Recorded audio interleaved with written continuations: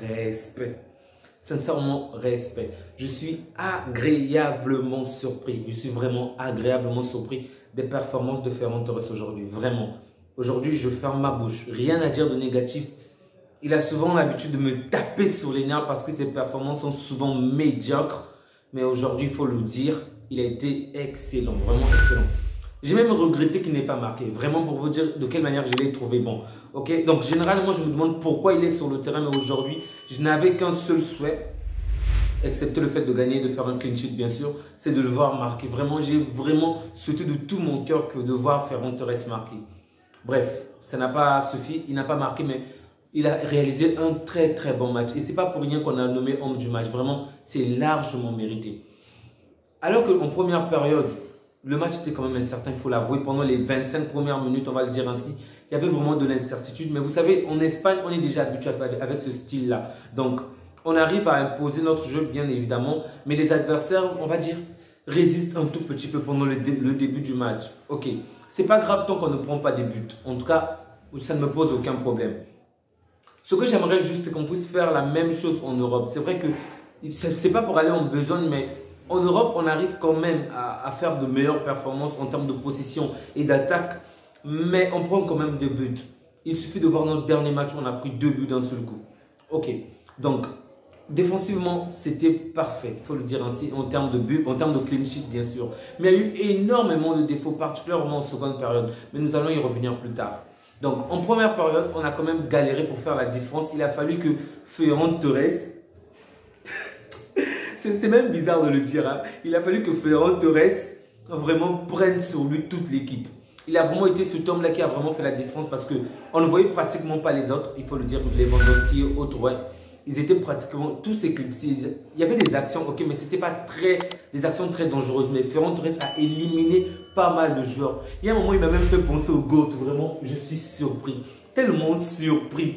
Des petits crochets, il effacé 1, 2, 3 joueurs. C'était vraiment agréable à voir. Vraiment, si c'est ce Ferran Torres là, si c'est ce genre de joueur, ce genre de performance qu'il est prêt à réaliser match après match, je vous promets que je ferai partie de ces personnes-là qui vont militer pour qu'il reste ou pour qu'il puisse continuer son contrat chez nous. En tout cas, s'il peut repulquer ce genre de match plusieurs fois vraiment, je peux vous assurer que je ferai partie de ces personnes-là qui... En tout cas, je n'arrêterai pas de dire qu'on doit le préserver. Mais le problème, c'est que c'est la régularité. Parce que c'est ce qui fait un grand joueur, être régulier. Est-ce que vous êtes certain qu'il va répéter ce match après, demain ou jeudi ou dimanche ou après, bien après? Je ne sais pas. En tant que Catalan, je ne peux que le souhaiter parce que c'est un joueur de Barcelone. Donc, s'il joue bien, c'est forcément pour contribuer au bien de l'équipe. Ok? Je le souhaite en tout cas qu'il fasse de meilleures performances, qu'il puisse jouer au moins ainsi lors de nos prochaines échéances. Mais bon. Ok. En tout cas, il nous a montré un très bon visage. Sincèrement, je vous dis, il nous a vraiment montré un très bon visage avec des crochets, des passes, des centres. C'était vraiment beau à voir. Il a éliminé beaucoup de joueurs. Il y a eu pas mal d'actions. Mais même si dans les dernières lignes, il manque encore vraiment ce réalisme-là pour qu'il puisse marquer. Mais c'était vraiment excellent. Alors là, vraiment excellent. Oh, Hugo Ekitike, regarde, écoute, regarde l'autre. Vraiment. Un autre Polar comme toi, lui au moins aujourd'hui, il a fait la différence. Mais Hugo, non! Hugo, non! Il court comme ça pendant tout le match. Il se positionne mal, désolé. Il se positionne mal comme du n'importe quoi. Je me suis vraiment retenu pendant le match du Paris Saint-Germain pour vous dire. Parce que tout est nul chez Hugo. Donc Hugo, vraiment, s'il te plaît. S'il te plaît, inspire-toi de Ferran Torres aujourd'hui. Ok? La version de Ferran Torres comme Cadiz aujourd'hui. Donc, on a fait une très bonne période. En tout cas, on a bien terminé notre première période.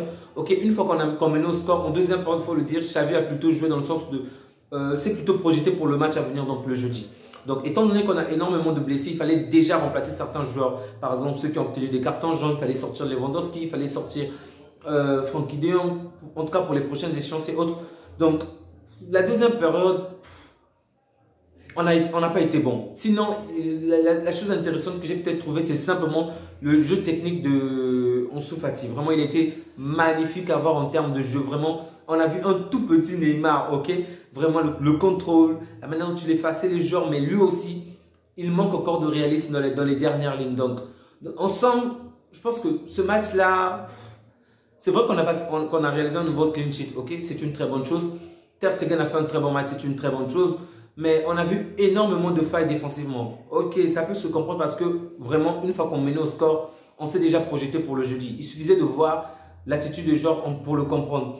Mais si seulement si on pouvait, si on se retrouve avec des adversaires comme ceux de l'Europe, donc là je parle d'United, je parle de Napoli, je parle de tous ces clubs-là que nous sommes appelés à affronter en Europe, ben, c'est sûr qu'on nous aurait marqué au moins 2 buts. Bon, c'est déjà vrai qu'on aurait eu une autre attitude, bien évidemment, mais ce n'est pas encore assez rassurant. Donc, on a trouvé, il faut le dire ainsi, un modèle pour marcher sur l'Espagne, mais ce modèle-là ne fonctionne pas encore avec l'Europe. Donc, il faudrait qu'on puisse être apte à repliquer cela au sein même de l'Europe afin que nous puissions être vraiment soudés défensivement.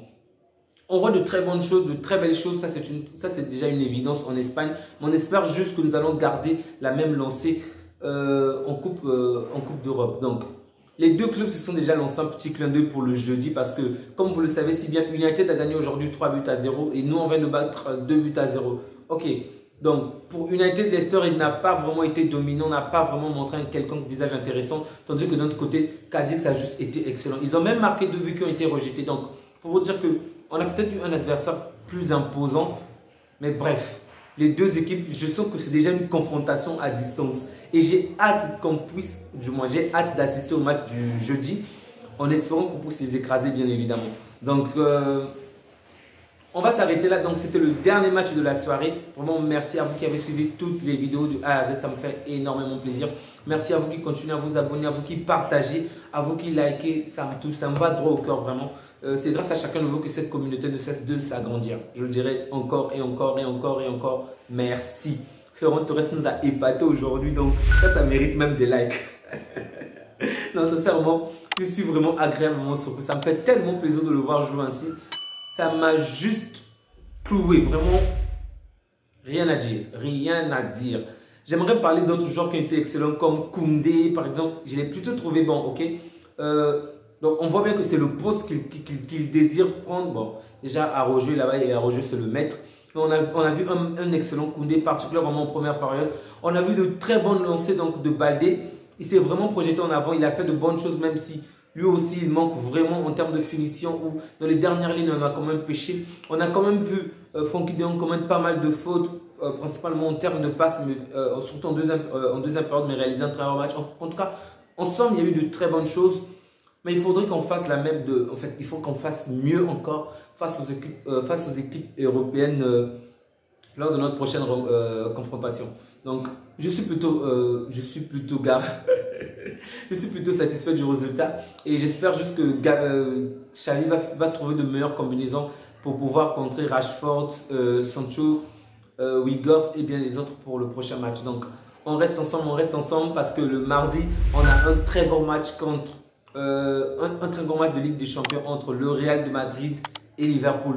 N'hésitez surtout pas à me faire savoir dans les commentaires quels sont vos pronostics, quelle est l'équipe que vous voyez gagner ce match. Bon, il n'y a pas à dire, hein. Liverpool est sur une pente vraiment descendante tandis que le Real ascendante. Donc, on pense tous, du moins je pense que le Real va forcément s'imposer, au moins avec un score de 2 buts à 1, 2 buts à 0. Et vous, n'hésitez surtout pas à me faire savoir quels sont vos pronostics au niveau des commentaires. Ça fait toujours plaisir de vous lire. Merci et passez une agréable soirée. Que Dieu vous garde. Au revoir.